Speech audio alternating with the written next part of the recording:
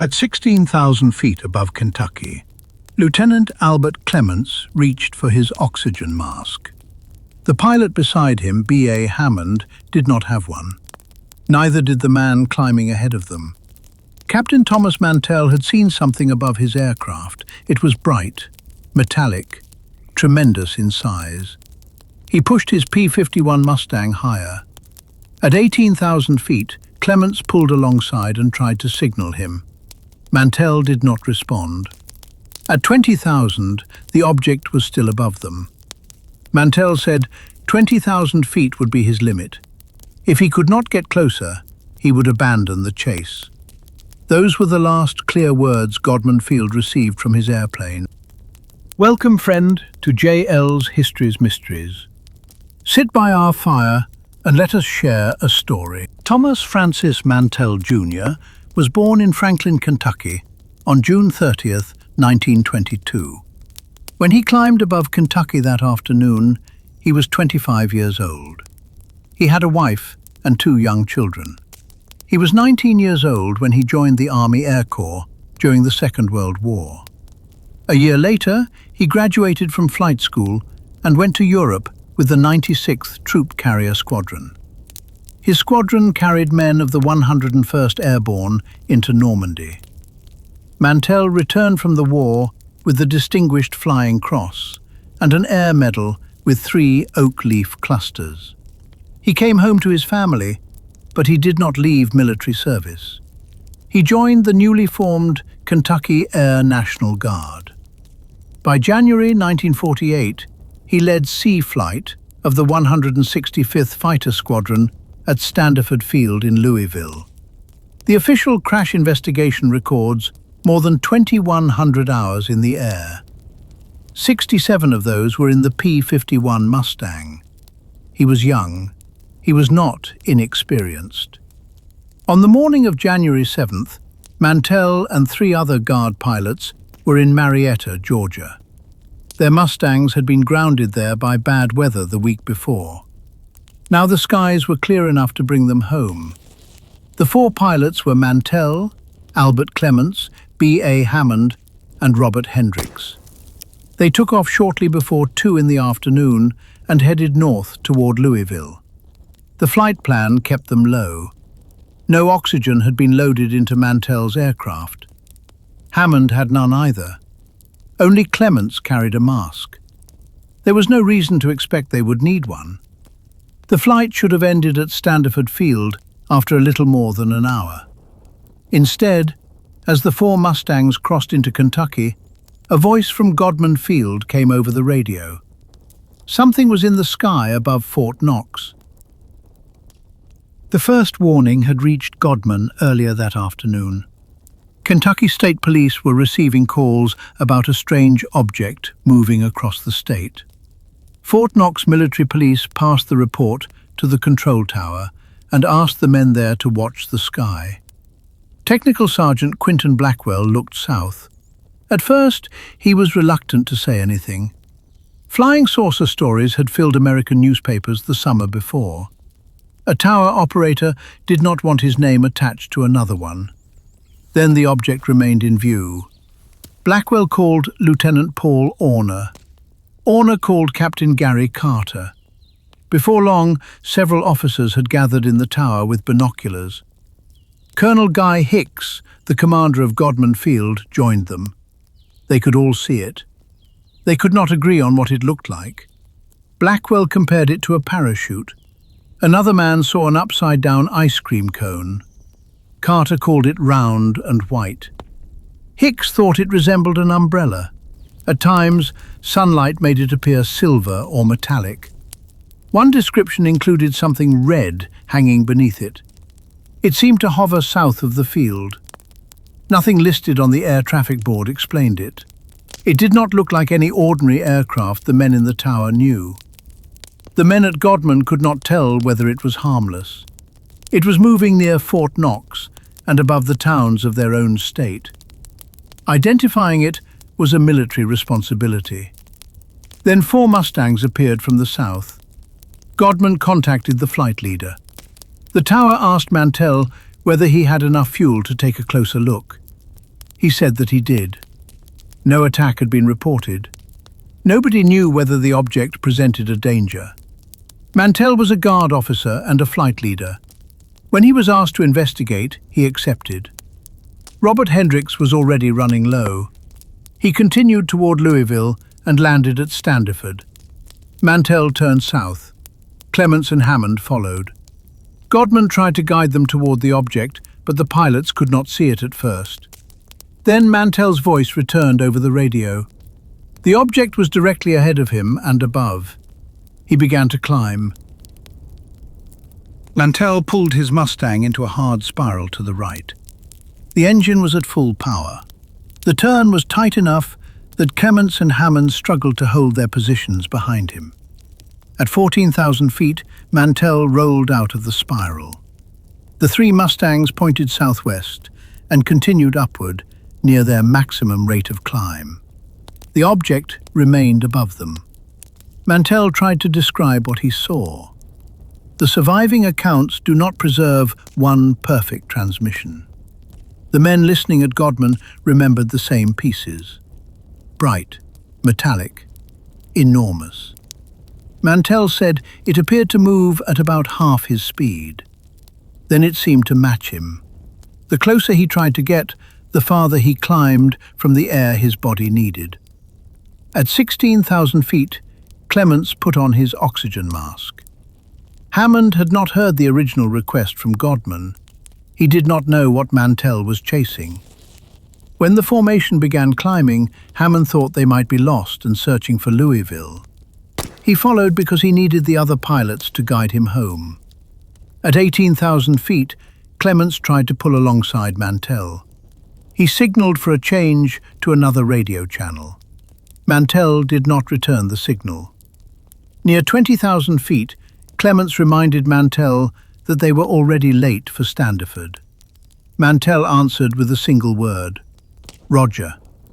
A few minutes later, Mantell pointed out a city and airport below them. Clements recognized Bowling Green. Mantell was still awake. He knew where he was. He appeared to have the aircraft under control. Then he called their attention back to 12 o'clock. Clements looked ahead. Slightly to the left of the sun, he saw a small, intensely bright object. It looked metallic, but he could not tell how large it was. Without knowing its size, he could not judge its distance. Mantell continued climbing toward it. By 22,000 feet, Hammond was seeing double. He pulled near Clements and circled a finger beside his head. The message was clear. He had no oxygen. He was becoming confused. Clements turned back to guide him down. Mantell did not follow.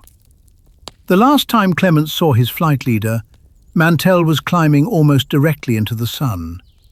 Clements tried to tell him that the other two aircraft were leaving. There was no answer. About 40 miles south of Bowling Green, William Mays heard an aircraft above his home on Lake Spring Road. The time was around 3:15. The Mustang was so high that Mays could barely see it. The aircraft made 3 circles, then its nose dropped. It began to dive under full power. The plane rotated slowly as it fell. The engine grew louder. Halfway down, the Mustang began to break apart. Carrie Phillips was sitting in the front room of her farmhouse when she heard the noise. She ran to the window and saw the aircraft come down in her yard. There was no fire. The Crash Investigation Board recorded the time as 3:18 in the afternoon. The wreckage lay 5 miles southwest of Franklin, Kentucky, the town where Thomas Mantell had been born. He was 25. His wife lost a husband. 2 young children lost their father. The Kentucky Air National Guard lost its first flight casualty. Investigators found him inside the cockpit. They found no evidence of a mechanical failure before the dive. The aircraft had been operating normally when it left Georgia, and none of the other pilots had reported a problem. The Crash Investigation Board concluded that Mantell had lost consciousness from an anoxia, a severe lack of oxygen. Anoxia does not always begin with panic. A pilot can feel confident while judgment weakens. Vision narrows. Simple decisions become difficult. The person losing control may be the last one to understand what is happening. The board could not say exactly where Mantell became unconscious. It placed the most dangerous stage somewhere between 20 and 25,000 feet. Once he was unconscious, the Mustang likely entered a circling descent. The engine remained at high power. As the dive steepened, the aircraft exceeded the forces it had been built to survive. The plane did not explode because something attacked it. It broke apart because it was falling too fast. Quick one before we keep going. If you're enjoying the mystery, hit like and subscribe, and pull up to the fire again next week. All right, back to it. Thomas Mantell died only 6 months after flying saucers had entered the American imagination. In June 1947, pilot Kenneth Arnold had described 9 strange objects moving near Mount Rainier. Newspapers gave the country a new phrase: flying saucers. By January 1948, Americans already had a name ready for anything unusual in the sky. The first report said a National Guard pilot had been killed while chasing a saucer. Witnesses near Franklin said his aircraft had exploded in the air. Before crash investigators had examined the wreckage, the two events had joined into one frightening idea. Mantell had approached the object. Then his plane had exploded. But while that story spread north through the newspapers, the object was still being watched farther south. Near Nashville, Vanderbilt astronomer Carl Seifert placed it in a telescope. At first he considered Venus. Then he saw its shape. The object was bulbous at the top and narrowed beneath it. A rope hung down from the bottom. Small knots or instruments appeared along the line. Another observer, L.E. Rawls, watched it through a telescope that magnified the object 100 times. He reached the same answer. It was a balloon. The Nashville Weather Bureau agreed. It also said the balloon did not belong to them. Pilots near Hopkinsville followed another bright object and identified it as a weather balloon. An ordinary explanation seemed to be floating across 2 states. No one knew who had launched it. Godman Field still needed an official answer. An astronomer in Louisville placed Venus near the tower's line of sight. Colonel Hicks remained unconvinced. He had seen a shape through binoculars, not a point of light. The Air Force left several answers open: Venus, 1 balloon, or perhaps 2. It sounded more like a list than a conclusion. 4 years later, Captain Edward Ruppelt reopened the case for Project Blue Book, the Air Force office investigating UFO reports. Part of the old microfilm had been ruined. Names and testimony had faded beyond use. Astronomer J. Allen Hynek placed Venus near the sighting, but it was probably too dim to attract attention that afternoon. It would also appear as a point. The Godman witnesses had seen a shape. Then Ruppelt found the balloon reports. The object seen through a telescope near Nashville, another balloon report from Madisonville, the parachute and cone shapes from Godman, the slow movement, the changing size as the object drifted farther away. They pointed toward a kind of balloon most pilots had never seen: Skyhook. Skyhooks were enormous plastic research balloons. Some expanded to about 100 feet across, with instruments hanging beneath them to study cosmic rays and the upper atmosphere. They rose partly filled, so the loose envelope could resemble a pear, a cone, a parachute, or a shining disc. Sunlight made the plastic look metallic. At 60,000 feet or higher, a Skyhook remained far beyond a Mustang's reach. In 1948, the program was still secret. The people who supervised the balloon flights no longer had their 1948 records. They remembered operating from Clinton County Air Force Base in southern Ohio.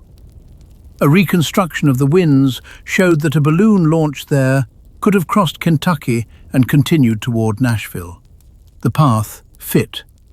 The descriptions fit. The altitude fit. One piece did not. Ruppelt searched Air Force and Navy records.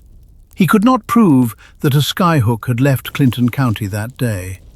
Without that record, the case remained open. His answer was simple. It could have been a balloon. A Skyhook, Mantell's tragedy, painfully human. The men at Godman asked an experienced pilot to identify an unknown object over Kentucky. They could not tell whether it threatened Fort Knox or the people below. Mantell had carried soldiers into Normandy, returned home, and chosen to keep serving. He accepted the request. If the object was a Skyhook, one part of the American government had placed an enormous balloon in the sky, while another part tried to discover what it was. Mantell's flight had been planned at low altitude. His Mustang had no oxygen equipment. He was never meant to chase anything to 60,000 feet. We cannot prove that a Skyhook was there. We also have no record of an informed official knowingly allowing the climb. But the telescope sighting, the winds, the silver color, and the unreachable altitude all fit Skyhook. That leaves a hard possibility. The government may have valued Skyhook's secrecy over giving its own people information that could have saved Mantell. But the message that might have ended the climb was painfully simple. It is ours. It is a balloon. Come home. No one said it. Later in this series, American officials will decide how UFO reports and public attention should be handled. Mantell died before that plan. His story shows the danger already taking shape. Secret objects, confused witnesses, and a family left without a clear answer. At 20,000 feet, Thomas Mantell was still flying normally. The object remained above him. From his cockpit, it appeared bright and metallic. From Godman Field, it resembled a parachute. Through a telescope farther south, it had the shape of a balloon with a rope hanging beneath it. We cannot prove which balloon crossed Kentucky that afternoon. We can say where the evidence points. Thomas Mantell probably died chasing a machine built in secret, one he had never been taught to recognize. Judge his last decisions with care. They were made without oxygen, under effects he may not have understood while they were happening. Thomas Mantell was a decorated war veteran, a Kentucky guardsman, a husband, and a father. When the military asked him to find out whether an unknown object above Kentucky was dangerous, he went. He served his country in war. He served his state in peace. He died on duty. Captain Thomas F. Mantell Jr. has our respect. The object continued south. His radio remained silent. That's where the trail goes cold for tonight. If you want another Mystery by the Fire, leave a like, subscribe, and I'll see you at the next one.